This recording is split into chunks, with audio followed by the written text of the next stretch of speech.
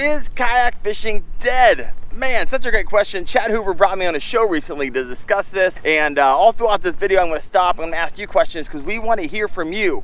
Do you think kayak fishing is dead? Yes, no? Let us know in the comments below. Let's get this party started. The status of the industry. What do you think about growth, trends? Are we trending up? Are we trending down? Are we flat?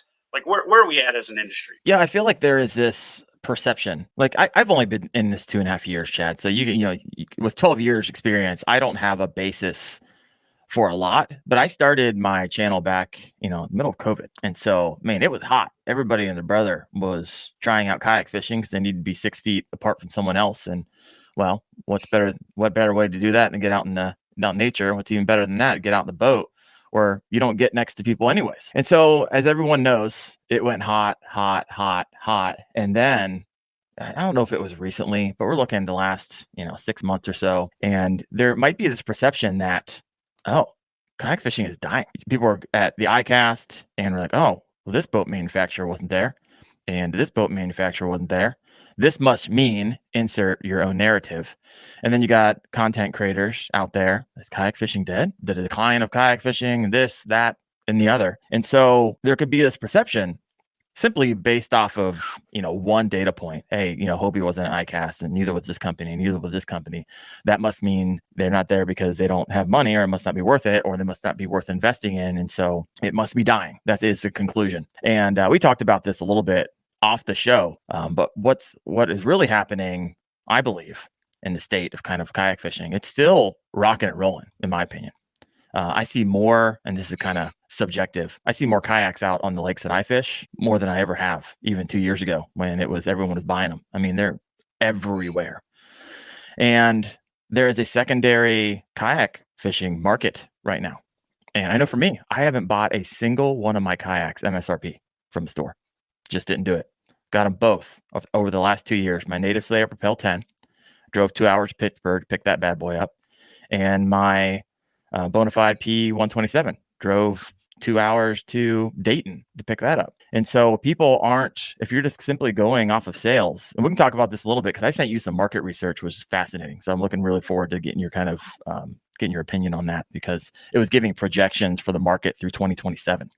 And it was done 2 years ago. So we're kind of right in the middle of it. We're going to see if they missed. I think all these deductions and narratives people are pulling from just a little bit of information, and drawing the conclusion that kayak fishing is dying, I think it's incorrect. It's false. All right, before we hop into this, I want to hear from you. Do you feel like kayak fishing is dying, or do you feel like something else is going on here? If you believe like something else is going on, please let me know in the comments below. All right, let's keep this going. So I'm going to give you my insight on it, and then we'll both talk about what we consider one of the better innovations at the end. So anytime you have an industry and you have an industry leader and you have an industry platform, okay, meaning the place where the industry gathers, like you do with ICAST, certain inferences are going to be drawn when at ICAST there is a reduced posture of kayak fishing presence, and then there's the absence of the leader, okay? And for years, and maybe even incorrectly so, Hobie has been dubbed the leader. And the only reason I say incorrectly so is because the true leader in plastic water vessel sales, by all of the research that you sent me and the research that I've found over the years myself, and stuff that I've also participated in through the Outdoor Industry Alliance and some other things, Leisure Trends is a company that does it, and has been that there's a misrepresentation of what a fishing kayak is. We talked about this offline, and I'm going to talk to the folks here a little bit about it, but not go as crazy in depth. If you've ever noticed when you go to Bass Pro Shop or Dick's or any of your major retailers that sell kayaks, even if they're called a fishing kayak, they put them in their camping section. The reason that they put them in the camping section is they're trying to avoid ever having that category move into the requirement to collect FET or federal excise tax on it, like they would if they started calling those things fishing products, right? Especially if an electric motor is attached to it. And again, that's a whole separate discussion that we'll get into. But the problem is, if you take a company like Bass Pro Shop, who owns or Johnny Morris's collective group of enterprises. There's a company called Tracker. Hmm. Tracker makes the bass tracker, and they have a division called Tracker Plastics. And in all of the research that I've ever found, Tracker Plastics has always been absent from their measurement. All the Alibaba brands are absent from the measurement. So when you look at the size of the market and you consider that what I think is the absentee leader in total sales being Tracker Plastics, who makes the Ascend series and makes the boats for Bass Pro Shop, and then you take into account that you're also missing some significantly popular boats like Brooklyn Kayak, Lightning, Vibe, Hoodoo, Hammerhead. There's probably a bunch more because, again, you can simply order a container of those boats, throw your name on it, bada boom, bada bing, shake it up, throw some Yahtzee dice, and you're a kayak company. That doesn't truly represent what the market is. And so I think what's happened also is that there's been a somewhat of a move away from specialty into big box, and big box does a really good job of not reporting correctly because they're very competitive with the other big box. And so when you lose the best reporting for the number one selling brand, it skews the numbers. And so on paper, Pelican International is the number one selling company in that category. And it's probably because their price point boat is also named a catch, and it's marketed and positioned as a fishing kayak, so it counts. A lot of their other boats don't count, so they're actually bigger than the studies say. Hobie has been sitting right there at number 2 in total sales, unit sales, and dollars for 22 years. Okay. So in my mind, Hobie is number 1, and they've been number 1 because those other companies are shell gaming and they're servicing kind of a different market, but they're still relevant. They're gateway products. They count, if you will. Right. But Hobie's been in that number 1 position. And then what's happened with Hobie is that Hobie hit every category in my acronym: stability, comfort, riggability, reliability, affordability. Again, for what you get. Affordability doesn't mean cheap. It just means for what you get, is it worth it? Right? Yeah. Okay. Performance. They performed the best as a pedal drive. They did motor well because it had a big hole that wasn't a displacement hole, wasn't quite a planing hole, but it motorized better than a lot of the other boats out there. And for the discriminating angler that wanted the best, Hobie satisfied that criteria. Where they beat everybody's brakes off for years was the service after the sale, the dealer satisfaction, and how they handle warranties. Now, I'm going to talk about those a little bit because it's worth diving into. Warranty is probably the biggest hot button item out there. So this is actually just a perfect segue into talking about this. When you have a problem with your F-150, you don't call Ford in Detroit or wherever they're actually at. You don't pick up your phone if your Tesla didn't charge overnight and call Elon Musk. But we have this weird thing in the kayak industry where kayak companies have tried hard enough to satisfy individuals that they've created this expectation that they should. And because of warranty issues where if the dealer took care of the customer, they could count on the manufacturer to take care of them. So therefore, you only had to interact with your dealer. The customer satisfaction has gone down in both categories, and I'll tell you why. Because for years and years and years, like, for example, when I owned my shop, I would make the warranty call. I would replace the boat out of inventory. Then I would reach out to the manufacturer and say, hey, I need a replacement for this boat on my next shipment, yada, yada. That customer never missed a day. It was seamless for them. All right, guys, I'm curious. Have you ever had to put in for a warranty claim on your fishing kayak? If you have, please let us know in the comments below how that experience was, how long it took, any frustrations, or if it was a really pleasant experience. So let us know in the comments below. I'm really looking forward to reading those. But I would do that because I knew that the manufacturer would take care of me. Right. What's happened particularly at Hobie, and it's happening at several brands, but because the one with Hobie is the biggest hot button item out there, is they're getting hit on 2 fronts. And I don't envy this position. And I also don't root for failure in anybody in this space because it's symbolic of there being a problem in our industry. You hit on the fact that there's a secondary sales market. And I will say that I think that the sales seem to be declining or even flat, not because they are, but because we had this overinflation of the market during COVID. Everybody with a little extra bit of money and a little extra time on their hands and could work remotely jumped into fishing kayak. But after they've now gone back to work and they got to show up to the office and They're tripping over their $6,000 investment in their garage, and their wife or their life partner is complaining about it being there because she's parking in the driveway and stuff like that. Those things are going back on the market. And a couple of things are happening. Kayak anglers who've been in the game for a long time are seeing these sales pop up, and they're gobbling up those boats, knowing that that person is selling it at a significant fire sale price, and they know they can pick it up and set on it and upsell it. I've seen that a number of times. Oh, yeah. And so that's one thing that's being perpetuated. And the other thing that's happening is there's just an excess of inventory on the market from people selling used boats. That being coupled with the influx of more Alibaba boats, more of your boutique brands, and then more of the big box entrance into the market with their own brands, it seems like it's flat. But when you look at sales of fishing kayaks and you don't count Tracker Plastics, your data is already skewed because Tracker Plastics is one of the biggest in the game. By how much? I know by a lot, bigger than Pelican International. And so I know the number, 15% bigger. Okay. Yeah. They're bigger. They're bigger than Pelican International. Bigger than Pelican International is bigger than Hobie, if that makes sense. The delta between them and second, who the research shows is number one, and number one and number two is bigger. And I think that that's problematic because when you're trying to make decisions on the size of an industry and you're not counting the biggest and you're not understanding why they're the biggest, here's why they're the biggest. I can't walk into a specialty retail shop and walk out of that kayak shop in most cases without dropping significant dollars. I could walk into Bass Pro Shop, Cabela's, Shields, Dick's, apply for their store credit card, get their rewards points, and walk out of that store ready to kayak fish with $0 spent, and I owe $89 next month, right? So the value proposition for the low barrier to entry for a lot of people has accelerated those sales. And most of the Alibaba brand advocates are also hip to that. They're setting up pay now, play now, pay later in their stores with Affirm and PayPal financing and things like that.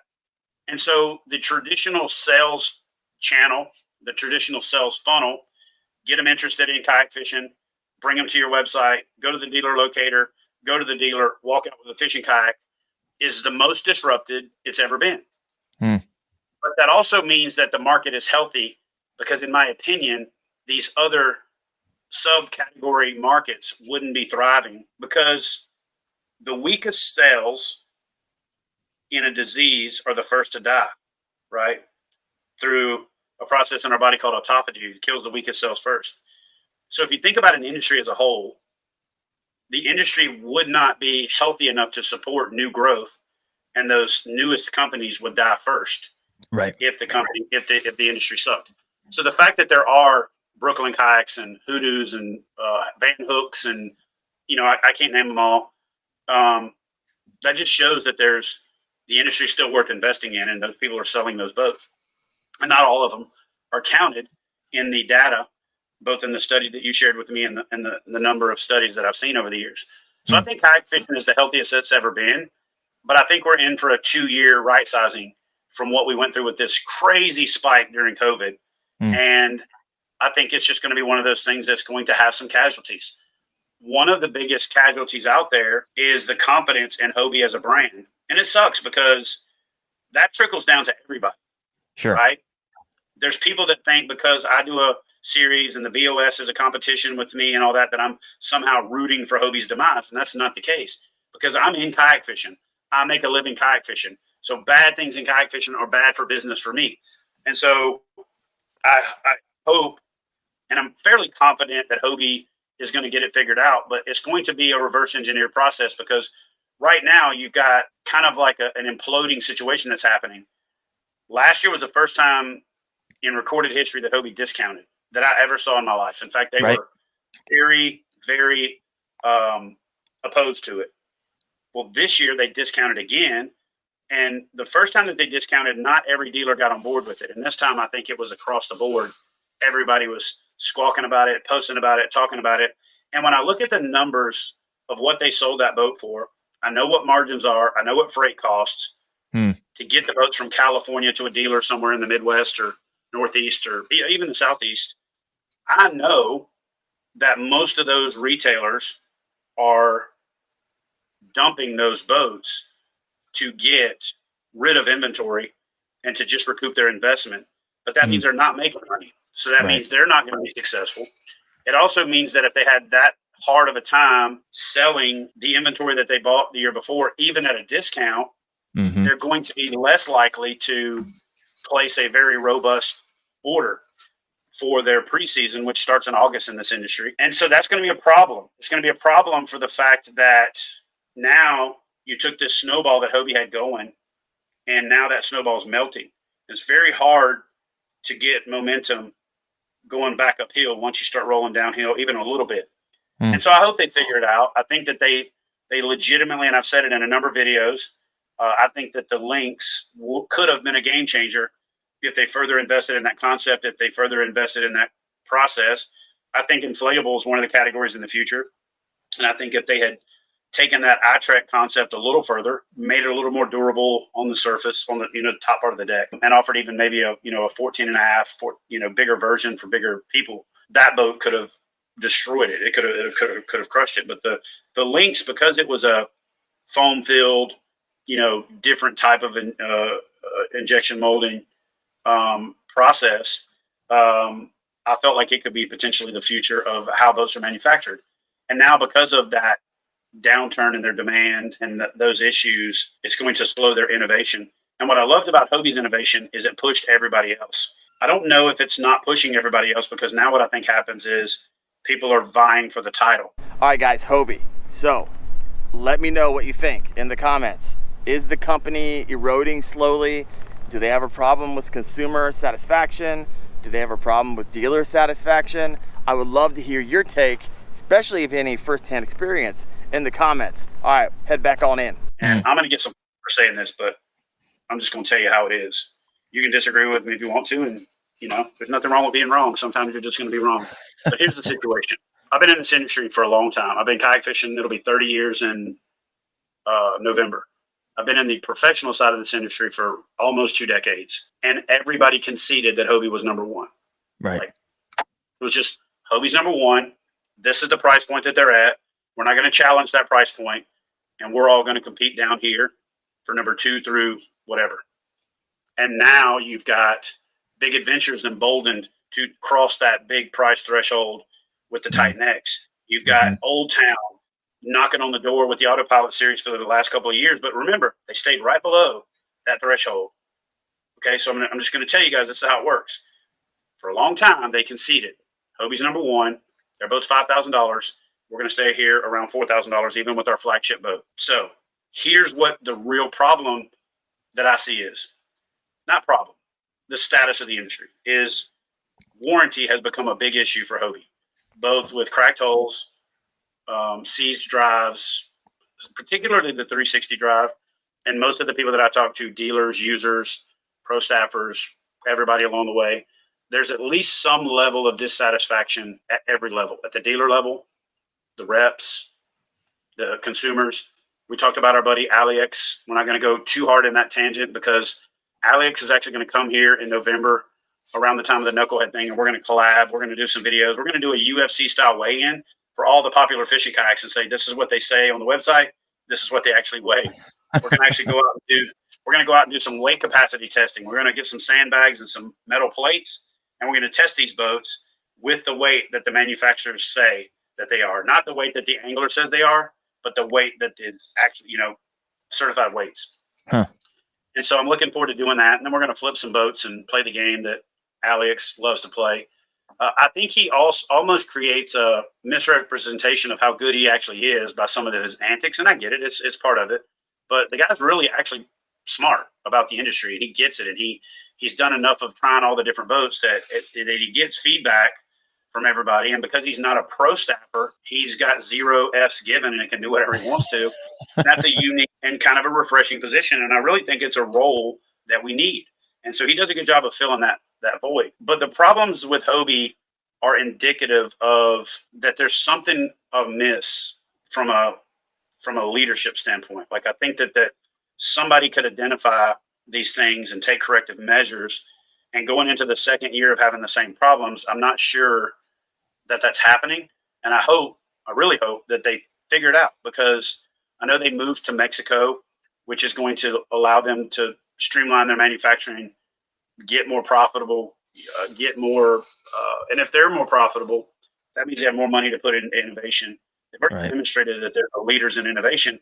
So if they can get more profitable to where they can reinvest that money in innovation, make an effort to take back that lead position, we then have a 3-horse race. And we've not had a 3-horse race in a long time. And here's what happens as anglers when brands compete. When they compete, we win. Right. So as much as I'm affiliated with one brand over the other one, I'm a fan of competition, because competition with KBF made me make KBF better. Competition with Hobie has made these other brands better. But now that these other brands are challenging for the top position, now that Native's got the Titan X that's knocking on the door of, is this the pro angler killer? I think that's why the NAR got so much blowback from what it could be versus what it is, because it was supposed to be something that gave the pro angler a run for its money, and it really didn't. But the Titan X has got a real shot at it.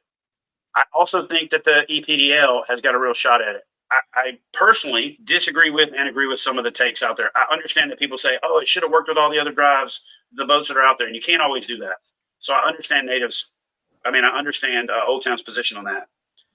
I think where Old Town made a bit of a miss is that they put that PDL, the EPDL, on a platform that wasn't the horse that they had put their saddle on for the last 3 years. I think it should have been an extension of the Sportsman Series, because the Sportsman Series was killing it.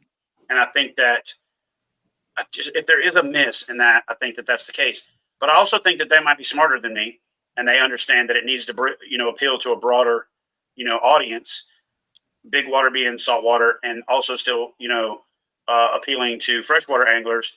And that maybe that when the story is completely told, Old Town gets to say, ha ha, we were right. I don't know. I personally don't usually safety up, but I probably would have safetied up if I was Old Town in this case. I would have done the Sportsman EPDL 136 or something like that, right? I would have tried to make it retroactive, but I understand how hard those things are.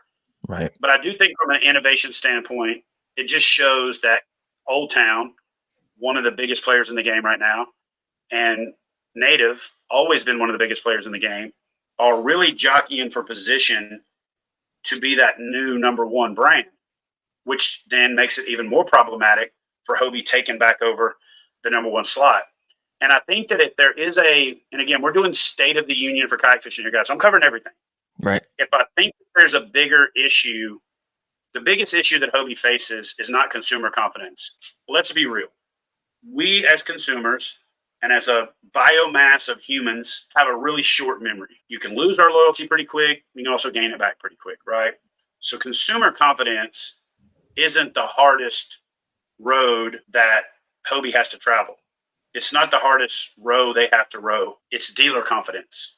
Because what has made Hobie what it is their protection of their dealers, their protection of their brand, and their maintaining of that price point and preserving that margin for the dealers who invest so heavily in those more expensive kayaks. That's been eroded by the warranty servicing issues. It's been eroded by the posture of moving into more big box. And I think that's going to be the biggest hurdle that Hobie has to overcome. And again, I hope they do it. I hope they figure it out. I don't think going into big box is the solution. I understand that if you are hemorrhaging money and you can go to a company like Shields or Bass Pro Shop or somebody like that and they can write a big check, I think that that's a short-term solution for a long-term problem.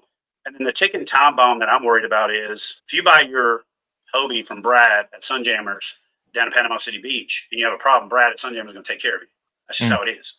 If you buy your Hobie at Fish USA in PA, they're going to take care of you.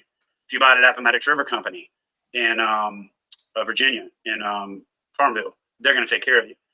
I could go on, and I'm not dissing anybody by not naming them. Those are just a few of the ones that came to mind right off the top of my head. They're going to take care of you. If you buy your boat from Dick's or from Shields and you go back in there and say, hey, this happened, they're going to look at you deer in the headlights. They're going to shrug their shoulders, and then you're going to call Hobie, and they're going to tell you to go to a real dealer. And so that's the other problem Right. And again, I'm telling you, this is happening. That's the real problem that the dealers have, is not only are they losing the sales to these big box stores, but they're also expected to carry the burden of handling the servicing and handling the warranty issues for a boat they didn't make their margin on. Right. That's a net negative, because it cost them the sale, and now they're having to do the servicing, so it's a double whammy. So a lot of dealers are pulling out of servicing warranty, and that was Hobie's major competitive advantage for years, is that the dealers were so behind the brand. Every store that you walked into had the little pedaling man, with the little foot pedals. They had the Hobie signage everywhere. Hobies were always in the premium position in the stores, and I'm seeing some of that not be the case anymore. And again, guys, listen, you want to chime in and say, "Oh, he's a Hobie hater," you can say whatever you want to. I'm legitimately just giving you real shit of what's going on in our industry right now, and not trying to shovel crap on it, but also not trying, to sugarcoat it. And every brand has had these issues. Bonafide had some major issues during the initial merger with Big Adventures, because there was a weird dynamic of figuring out how does Bonafide fit into the brand structure of, Native and Liquid Logic and all that good stuff. And it took a while to sort it out, and there was some subpar quality boats put out because they did it different at Big Adventures than Bonafide did it when they were in South Carolina, and it just took a minute to work some of that stuff out. So I'm hoping that the big layoff of a big part of Hobie's workforce is a big part of this, is that there's not the right voices there, and that they find those voices to steer the ship in the right direction. I hope that they focus on getting dealer confidence back first, because with dealer confidence, you can build back consumer confidence. But if you just get consumer confidence back first and you focus on that, you're not necessarily going to get your dealers back, right? So we've got to get back to holding dealers accountable for warranty issues. If you buy your truck from a dealership, you go to that dealer to get your service. You don't call Ford if you wake up one morning in your F-150. You don't text Elon Musk and say, "Hey, my Tesla's not charging." You go to your dealer.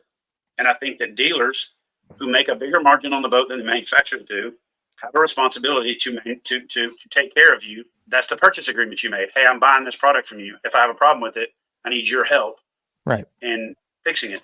And I think if we can do that, the dealers then hold the manufacturers accountable, the better the consumer experience gets better. Manufacturers, for the most part, aren't geared to deal with individual consumers. They are geared to deal with dealers. Their customers are the dealers, and the dealers' customers are you, right? But again, trying to chase customer satisfaction, too many brands have tried to take care of the customers.